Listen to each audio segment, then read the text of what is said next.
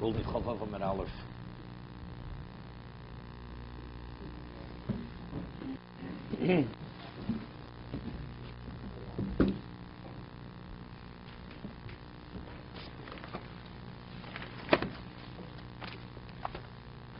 Okay, we just have one last thing to do before the Mishnah. Inami b'chavilis moros. The Gemara asks the question, according to Reb Shimon. The Reb Shimon says that the only way you could acquire an animal, large animal, small animal, like a bull, is to acquire an elephant. So the Gemara says, chavilis moros. So Tosas cites Rashi. Inami b'chavilis moros. Pirush konches mishkachs l'lagbos pil. B'chavilis moros hagvorim min ha'oretz shlosha. U'ma'alei aleim da'agbos gimel hagbohi b'nofkli b'toras lobu. Since the bundles are 3 tvachim off the ground, so and he leads it onto these bundles of twigs, so now to his leading, it's equivalent as if he lifted the animal. That's hagbor. So they ask on Rashi, which is not that seemingly, I mean, if you have an incline and you lead the animal up the incline, 3 tvachim, would you consider that hagbor? You say it's part of the topography, it's part of the curvature of the land. So putting the bundles of twigs, would you say the same thing? So I mean, the question I don't hear too strongly. I mean, because it's not botir. I mean, let's say you just pile up bundles of twigs, right? And something temporary. You don't see it as part of the ground, right? For instance, the Gemara says in Be'ah that let's say a person needs dirt. In the old days, if you had some uncleanliness, you take dirt and you cover it with earth. With earth. So it says that if you have a box of earth, although earth is normally muktzah, right? It's muktzah machvasatzmo, it's like stones and just earth. But if you put it in a box, which indicates your intent, you're designating it for to cover something unclean, it's not muktzah. So Gemara says, what about if you take earth and you pile it up in the corner? You have a mound of earth in your house in the corner. So it says, if you spread it on the floor, it's bottled to the floor. It becomes part of the floor covering. But if you keep it piled in the corner, the pile in the corner indicates it's not part of the floor. It's meant to be used as to cover something unclean. So it would be the same thing. You'd say, what? Well, it's part of the floor. It's not part of the floor. So if the person takes bundles of twigs, and it's clear, it's not part of it's not just brush lying in the field. These are twig bundles piled up, and he brings the elephant, leads it up that. He's the cause of raising the animal. So I don't hear the question, but the Shita Shaloda Lamid is one of the Rishonim explain that according to Rashi was speaking, it's not where it was a gradual elevation. What happens if on one side it goes up and then on the other side there's a drop? It's not. It's tapered to the ground. Where you have, you rise and you have the incline. It goes up and it goes down. If it goes up and goes down, he says, then that will be seen as part of the topography of the ground. What about it just goes up on one side and then you have a drop on the other side? A ramp. It's a ramp to go up. On the other side, it's a drop. In that case, he says, there's not a question. It's clear. That's not bottled. It's not subsumed by the ground. So he says, going to Rashi, that's what we're speaking about. Okay. Doesn't make a difference. It's not a cliff. It's not a cliff. It doesn't make a difference, but you can't say, if you look at this bundle of twigs, it's not, you can't say it's not something you go up and you go down. You can't go down the other side of it. So evidently you see it's something which is only temporarily put there. And it was put there just to elevate the animal. Therefore it's considered hagbor. That's like that, you wouldn't eat the twigs, you just have that kind of a... No. If it's factually part of the ground, you don't say it's bottled to the ground. It is the ground. Okay. Right? Here, the question is the twigs should be bottled to the ground. The answer is they're not bottled. Right? But if it'd be tapered to the ground, to the curvature of the ground, it would be bottled to the ground.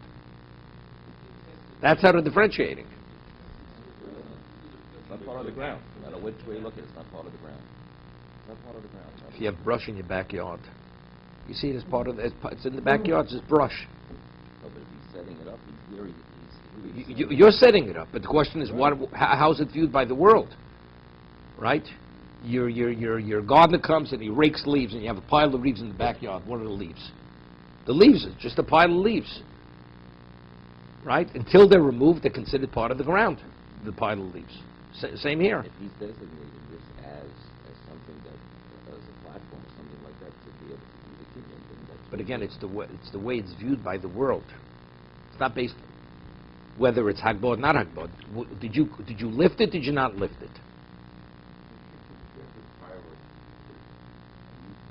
Put a ramp up so that it can reach up to the wall.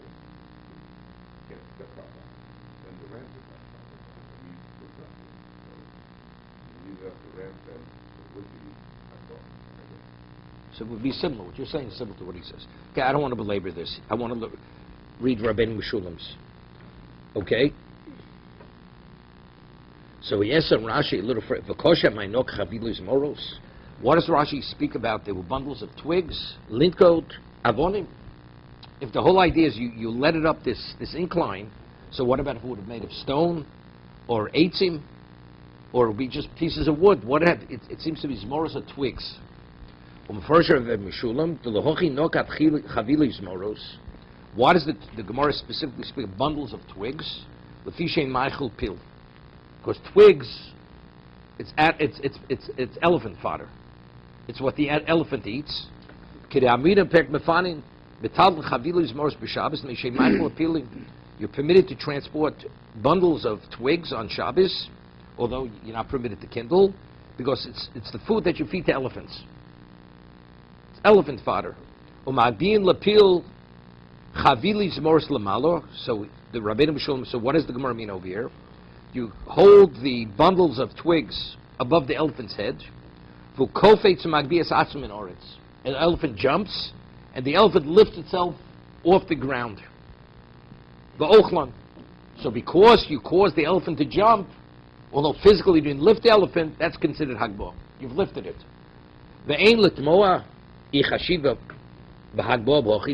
And he says, don't be taken aback that that's considered hagbah, lifting it. The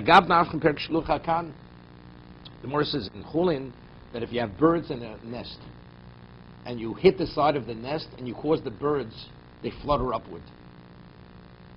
The Gemara says that's called hagbah. Although he physically did not lift the birds, but because he startled the birds by hitting the side of the nest, which caused them to fly upward, therefore that's considered his hagbah. As if he lifted the birds. He should lift it to acquire them. So similarly here, although physically, you're not actually physically lifting the animal, but because you're the cause of the animal lifting itself off the ground, whether it's a tefach or 3 tefachim, that's considered hagbah. All 4 legs have to be up. All four, the hind leg. Well, an animal itself, an elephant could stand on its hind legs. You're saying that all 4 have to be up at the same time? Definitely, off the ground. So in this way, it's not... What? When you small on top of all 4 legs of the field, will they go 3 off and be all 4 at the same time? That'd be pretty unbelievable. According to Rabbeinu Tam, it's only tefach. Right? It's not 3 tefachim. So it wouldn't be love. Hagbah, no, has nothing with love. Has nothing with love. According to Rabbeinu Tam, hagbah for acquisition is as much as a tefach. So if it lifts itself a tefach, 4 inches, that's sufficient. It does not be 12 inches. Okay, this is Rabbeinu Meshulam. So you ask, physically, is it possible that an elephant should be able to lift itself off the ground? So let's talk about a small elephant, not a large elephant. Maybe a small elephant. It's possible, I'm not sure. But again, the Rashba asks a question. Now, what's the halacha? A person takes a get and throws it into a woman's backyard. Wait. And it's between the walls, and it hasn't yet touched the ground. Is she divorced before it touches the ground? She's divorced. Because we say the avir, the airspace of the courtyard, is considered her airspace. And since ultimately it will land, right? We say, the Gemara says in Shabbos that according to one opinion, that if you throw something into a domain, through a domain, Rishus HaRabim, you throw something through Rishus HaYochid, and now goes out the back door. Front door through the back door of a structure. So what did you do? You transport it from Rishus HaRabim through Rishus HaYochid, but it lands in the public domain on the other side of the Rishus HaYochid. So there's machlokas. Whether we say klutim mishot, we say when it went through the private domain, the area that was circumscribed with walls, do we look at it as if it landed there or didn't land there? So over there, we're speaking about it was going horizontally. So there, you understand, that's the question. But what about if it's actually falling into the courtyard? And it will land eventually. The question is, before it lands, what would the halacha difference be? Let's say the husband gives the get. It's within the airspace of the courtyard, and the husband has a heart attack before it hits the ground. Right? And he has no children. So the question is his wife divorced, or does she fall to evil? If you say the moment it goes within the airspace, she's divorced, so the moment the man died, she wasn't his wife any longer. But if you say it has to touch the ground, so since he died before it touched the ground, she's not divorced, right? So she'd be a Yavama. She's bound to the surviving brother, right? We say that the moment it goes into the airspace, she's divorced immediately. So here the question is, when you hold that food above the elephant, we spoke, where's the elephant located? It's located in the domain of the seller. So when you lift the food above the elephant and it jumps, in whose avir? In whose airspace is it? It's the airspace of the seller. And the moment it grabs the twigs, where is it? It's back on its feet. So it's back. It's still in the airspace of the seller. How do you have a kinyan agbo? Right? See, if you hold something physically, it's in your hand, so it's not meant to land. So you could acquire. I could lift something. If I lift something off the ground in somebody else's airspace, I'm able to acquire, because although it's his airspace, it has no relevance to the ground itself. Of course, it's in my hand, correct? But over here, the elephant, you're not holding the elephant. You're causing it to rise, but ultimately it's falling. So if that's the case, since you're not in control of the elephant, only for the moment you're causing it to raise itself, how are you going with Hagbah? That's the question that Rajba asks on this Rabbeinu Meshulam. Even if factually you're the cause that it actually lifts itself, but since ultimately it's in the airspace and it will return to where originally it lifted itself, if that's the case, it should not be a valid Hagbah. But is that food that he's holding? But the buyer's food. It could be whoever's food. It doesn't make a difference whose food is. It could be the seller's food. It could be the seller's food. Because the question is, what's Hagbah? Who caused it to lift itself off the ground? That's Hagbah. So what about the twigs? I mean, it's still in the private domain. Even if you go with the stepping on the twigs, not the jumping there. No, because there you lifted it. Physically, it's not going to fall down. See, there... But whose domain are you? No, I'm just dealing with the domain question. it's different than the kalim. I mean, you're asking... It's his twigs. It's the No, buyer's twigs. the Gemara said, what about if you take vessels and put a vessel under each one of its legs, its feet? The Gemara said, it's a question. Could somebody else's vessel acquire in somebody else's domain? Because what's the concept? It's kinyan chotzer. Could I establish a domain in somebody else's domain? Or do I say my vessel is subsumed by the other person's domain? Wait one second. But over here, factually, I caused it to be elevated. So it doesn't make difference to the other person's airspace. Because factually, I caused them, and he's standing there. He's standing on top of the twigs. See, again, even if the twigs are not subsumed, they were talking about chotzer. If it's a chotzer, you cannot have a domain in somebody else's domain. That's why, even though it's your vessel, which is your domain cannot establish its own independence. Here it's not a question of establishing. The twigs factually are the twigs of the one who wants to acquire it. Let's say it's his twigs. So now he's the one who's causing it to go up 3 tefachim. How much time in that situation? Doesn't make a difference, even for a moment. But he could stay up there. He will stay up there, the animal. I could take it down afterwards, the elephant. Right? Stay there, right? Can't stay there. It's not like it's going to fall. The moment it jumps, it falls right back down where it came from. So we said we have no problem if it works with the twigs. Either 3 talking, the elephant is standing. According to nobody had a question. The only difficulty I had with Rashi was because what do we need? Twigs? Let it be stones. That was the difficulty with Rashi. Yes, so that's Tos's question. So what does the Gemara say? Havilis, bundles of twigs. So It works. It works. Why is it not? Why would it not work? If you go with that, why would it not work if the elephant jumps higher than 3 tvachim? Because when it jumps 3 tvachim, ultimately, the only reason why I see its location being disconnected from the ground is because it remains there.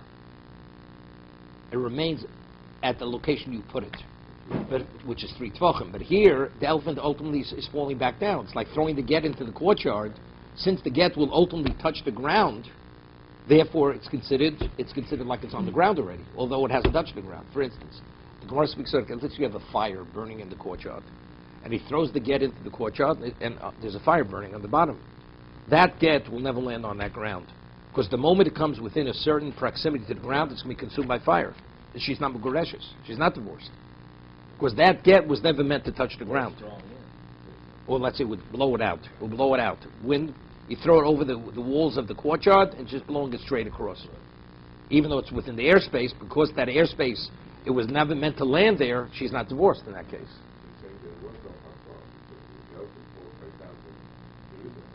Correct. Correct. Correct. What about the chutzner though? With the utensils and he's standing out of the utensils, the elephant. So that's an argument we Right. had. So the whole issue is really about the chutzner. Here we're talking about kinyan hagbah. Even if you're of the opinion that you cannot establish domain within somebody else's domain, hagbah you can. But when can you do hagbah if you're in control of it? Definitely.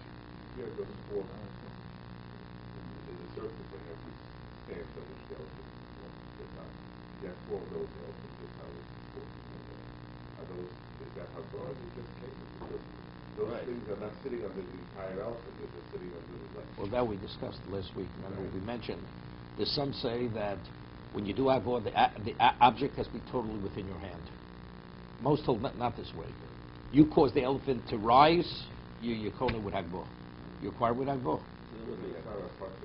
Well, it depends. No, it depends. It depends. If you're of the opinion, kel shulkech, mishkona b'shus lokeach, b'shus mocher, then you are kohen. If you hold, you could establish your own domain in somebody else's domain, then you acquire with chotzer. It's your domain. No, but that was the worst question. But if you're telling me that you cannot, so how? So that's Tosa's question. So when it's chavilas moros, why do we say it should be it's hagbah? What do we have to chavilas moros? Let it be a vessel. The answer is, he says, because for an elephant, you don't have a vessel is not that height. It's not 3 tvachim. But if you fashion such a vessel, you could have it. But what's available to a person is not normally a vessel of that dimension, a kli of that dimension. Okay, we can start the next mission. Good. But I'm just curious though, if you don't know if it's windy or not, they drop the get in the front chair. They're either there. Witnesses want witness I'd it. say, but if the get is falling and then all the wind blows it away that you weren't expecting. The Gemara talks about that case also.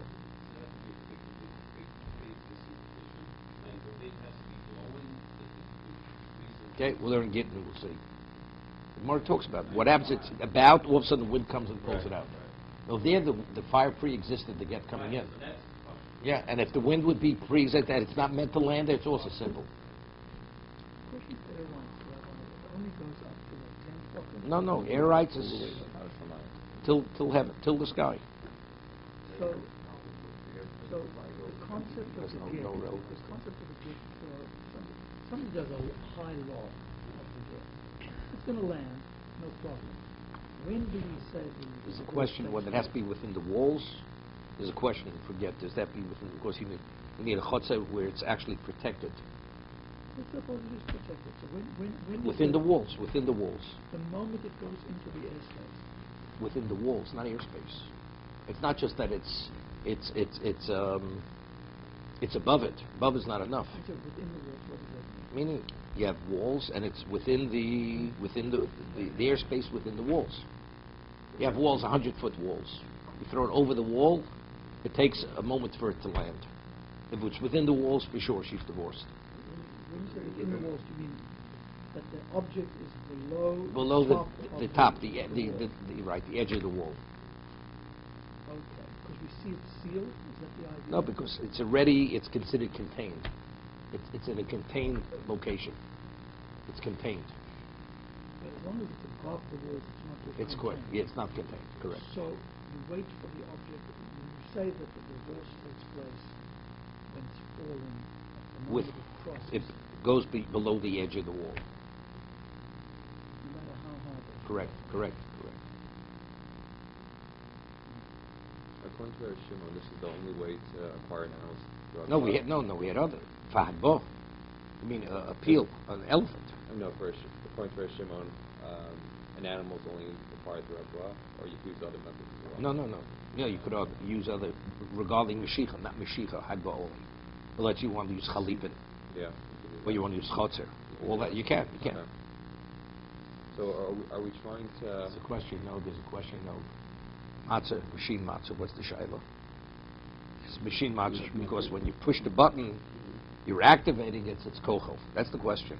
Do you have to actually knead the dough yourself, or because you set the machine in motion, that's attributed to the one who pressed the button? Right? It's the question. Same thing as the question with tzitzis. Tzitzis have to be made lishma, spinning the threads. So what about if it's a machine? It's a question. So let's you do hagbo on an elephant, right? You put it in an elevator, you press the button, now it goes up to the first story. No, seriously. The question is that hagbo, it wouldn't have gone up, right? So that's attributed to you. If it's lishma from matzah, right? So it should be. It's definitely the act is attributed to you. Right, so we're not trying to find how to do hagbo for an elephant. We're just trying to use this opportunity to learn. No, the Gemara asks the question. I mean, you mean Reb Shimon agrees you could acquire an elephant? Right, but So how could Reb Shimon say a large animal can only be acquired through hagbo? So you're saying it's the only way is through hagbo? No, but the Gemara answers no, it's not.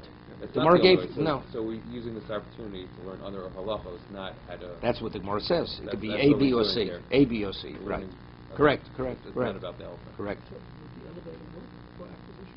The woodwork. The woodwork. No, but if you don't have to do hagbo for an elephant, then it's just where you have an opportunity to talk about an elephant, so we learn other halachos about it. Okay. No, it does not mean your building. It's hagbo. Okay. Okay.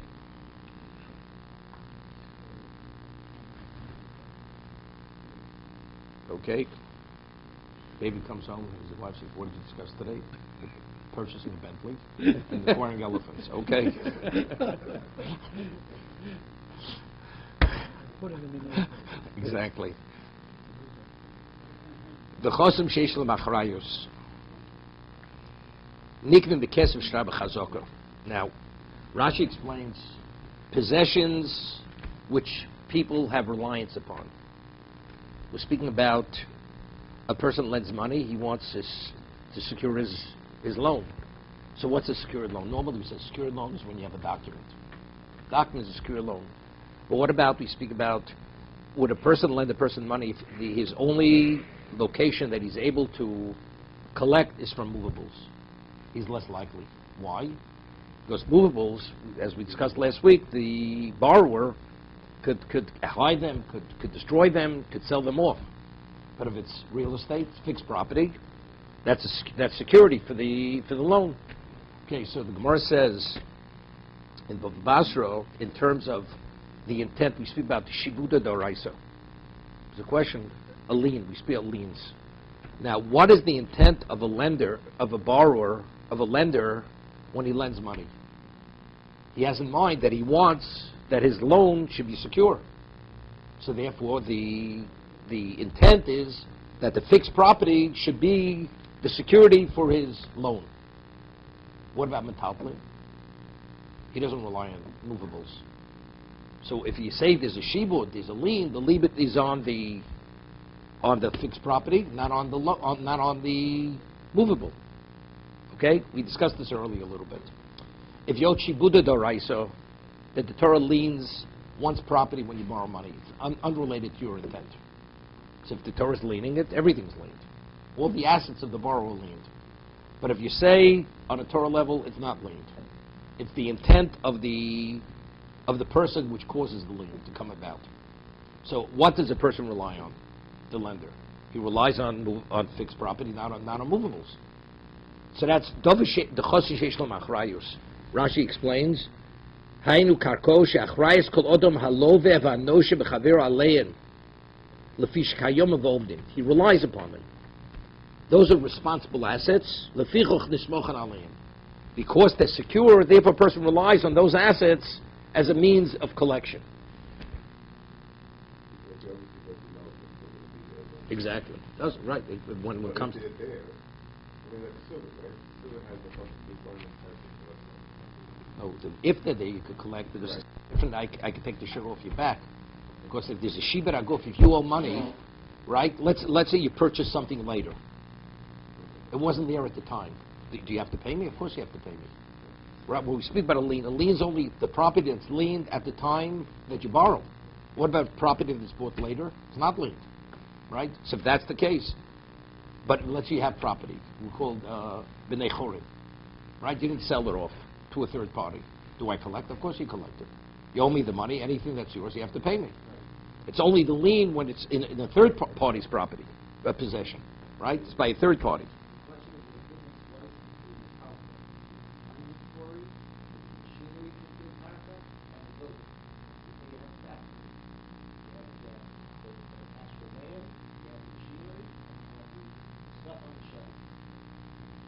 Yeah, but see, it's not really relevant.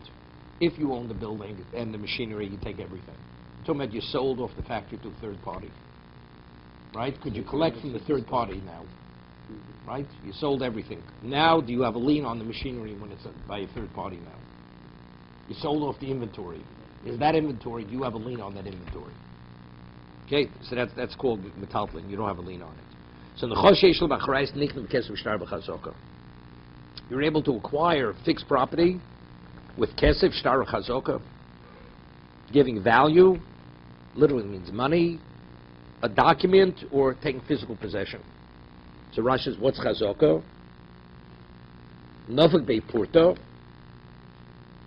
digging in the property even to a small degree. Daisha mitzri, okay, this is not simple. You fix the border of the property, daish. Literal daish means you walked around the perimeter of the property. O noalo poratz koshu. Or you close the property, like let's say you put a lock, or poratz you breached it. Let's say it was locked, you took the lock out. So that's considered behaving like an owner. I'm reading Rashi. See Rashi. Okay, we'll discuss Rashi because it's not simple what Daisha Mitzri is. Daish, thresh it, you stepped on it. It means you walked around the boundary, the perimeter is the boundary of the property. Because Rashi is difficult. Okay, so you're able to acquire fixed property, Keser Shtar Chazokah. She'en lamachrayis and niknel b'mishicha. But property which people do not rely on, which we consider metaltlin, movables, how do you acquire movables? Mishicha. Through taking possession. Mishicha means pulling it, or hagbo, we'll discuss this. Now, the Gemara ladies will discuss which the machlokes, Rav Yochanan Shlokish, about what is the kinyan, what is the Torah's means of acquisition by metaltlin. Is it kesef or is it mishicha? It's based on a pasuk. Right? Rav Yochanan is of the opinion that metaltlin nikn bekesef. Movables you acquire by giving value, or money for it. Reish Lakish says it's what? It's mishicha. I mean, similarly the Mishnah says, she'ela machreis nikn elo b'mishicha. So the question is, this midoraisa or is this midrabanan? Everybody agrees midoraisa, kesef is not koni. Right? We discussed this, right? The Gemara says mitzia, because if you pay for something and you didn't take delivery on what you paid for, what should be if now in the possession of the seller there's a fire? You know what the seller says? Let it burn. I got my money for it. I'm not responsible. So because that may be a reality, that may happen, and the buyer is not protected, so we say that the buyer doesn't become the owner until he takes possession. Upon delivery, he becomes the owner. But before that, of course, the seller cannot back out. The moment he takes money, it's what we call a mishet pora. The Chacham say that you should back out on the sale. Once you've taken money, you receive the curse. We curse you. Okay? So the Mishnah is either midoraisa, when it says nechoshein lemachrais ein nikna ela b'mshicha, it's either midoraisa or midrabanan. Nechosim shein lemachrais nikdim nechosim sheish lemachrayus. We can't start b'chazokah. If a person would want to sell movables with a deed, with a shtar, right, with a document, or a person would want to do an act of chazokah on the talmud, it's not. Okay, but what about, we discussed, if you want to acquire the fixed property together with the movables simultaneously, with the same act of acquisition, you're able to acquire them simultaneously. The deed, which I'm transferring, the fixed property, I'm transferring movables. So if the movables are contained within the property, nobody argues. This is the kinyan agav which we discussed. You have to specify that in the deed? No, of course you have to. Yeah, you always have to specify what you're selling, right?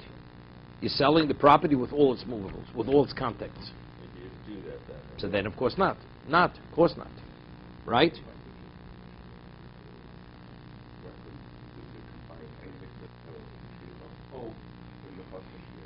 No, because really you're not. No. You acquire A this way, B this way. What about if the metalplin are contained within, you want to transfer them simultaneously, then it's one act of acquisition. We don't see the metalplin because, again, they don't have their own identity. The whole concept is assumed by. That's the reason why one acquisition, which is for karka, affects even the metalplin. Now, based on psukim, the Torah says there's certain instances that a person has to take a shvur, an oath. Bezdin can impose a shvur. It has to be what? It has to be something which is metalta v'gufa mamon, something which is immovable and it has intrinsic value. But let's say something's fixed property.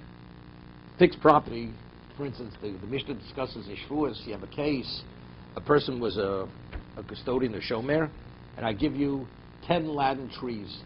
The owner of the orchard says, I gave you 10 trees laden with fruit. Comes back, he finds 5 of the trees stripped, picked. So the shomer says, you only gave me 5. You didn't give me 10 laden with fruit. The owner of the orchard, I gave you 10.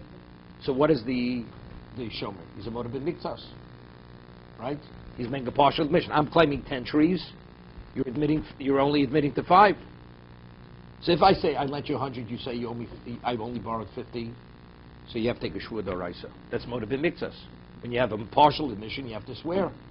What about regarding this case with the trees? He claims 10. He says you only gave me 5. So there's machlokes. If the fruits were not ready to be picked, everybody agrees einish ban al karkos. Even though it's a motor ben miktsas, but since the partial admission is regarding fixed property, einish ban al karkos. If the fruits were ready to be picked, so that's a machlokes from the chachamim. Do we say if it's ready to be picked, do we see them as metalplin, as if they were picked already? But if they were not ready to be picked, everybody agrees. Einish ban al kakos. Cannot. So now we have a question. What about I have 2 claims against you? I say to you, I lent you $100, and you say you borrowed 50. And I say, and besides that, you also owe me property, and you deny it. Could I actually impose a shvur and it's on the karka, although you normally don't swear on karka? That's called gilgul shvur. That once the one who makes the claim could impose the shvur on the person, even in situations which normally you don't swear, he's able to impose the oath in those situations. If they went hand in hand, if they were... The claim was a claim made at one time. One time in the court. You owe me A and you owe me B. Although B, independent of A, I couldn't impose the oath, but because the claim is made together with A, therefore I could impose the oath. But it could be 2 different areas. It could be on the top lane there and a karka somewhere else. Does make a difference. Doesn't matter. It's always simultaneous in the court. Correct. The one who's making the claim is making 2 claims. They could have been 150 years apart. Doesn't make a difference. Okay? And the movables could actually cause that the fixed property should swear, the person should swear together with the movables.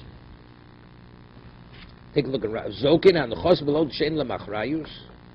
The Kamairi Tano es hanachos sheyesh lemachres avgav de nishmon al karkos levadon. Although independently one doesn't swear on fixed property, and afkamon bishuas hech the tanu kalim the karkos, but where the claim was for vessels and for fixed property, v'nis chayiv lishov al metalplin, and there was a situation he was obligated to swear for the movables. Zoken a metalplin es akos lishov alein. The metalplin caused that the fixed property that one should have to swear. Hai zoken an the chosim koy. The movables caused that the fixed properties are also drawn into the oath. She'ein lem achrayis vlava bezdin. Zokin. It's not, zokin means the court imposes. Meaning the metaltlin are the items that cause the fixed property to be sworn. Okay, this is called gilu shur. It's interesting. There's a tosis, about a minute, I think. I'll take it. There's motive b'miktzas. The Gemara says, basically, it says kiyuzeh. It's posuk in Mishpatim that if a person makes a claim, you owe me 100, and the person admits to makes a partial claim, on the Torah level you have to swear. That's called motive b'miktzas. You have to swear. So Tos says, what is the rationale? If a person is a kol for akol, if the person denies, total denial, you don't swear. But if you have a partial admission, you do have to swear. The question is why? What is the rationale? So Tos says two explanations. Either because when you make a partial admission, you're giving credence to the claim to a degree. You say, because if the man said, look, I have nothing to do with you, I never saw you before, so then you don't swear. But if I'm giving some degree of credence to your claim, it's not 100, it's 50. So that already creates a question in our mind. Maybe just as the partial claim is true, maybe the whole claim is a valid claim. So to remove that question, you have to swear. That's the concept. It's called what we call raglayim l'dover. There is a certain degree of circumstantial evidence, because your admission gives credence to the claim of the one who's making the claim. That's one concept. Now, when the man says, I owe you partially, he definitely owes, because that's what those balding made him. So we say that just as you swear, it's all based on yourself. He says it also. He introduces the concept of Gilgul, which we'll leave for tomorrow. Kaddish.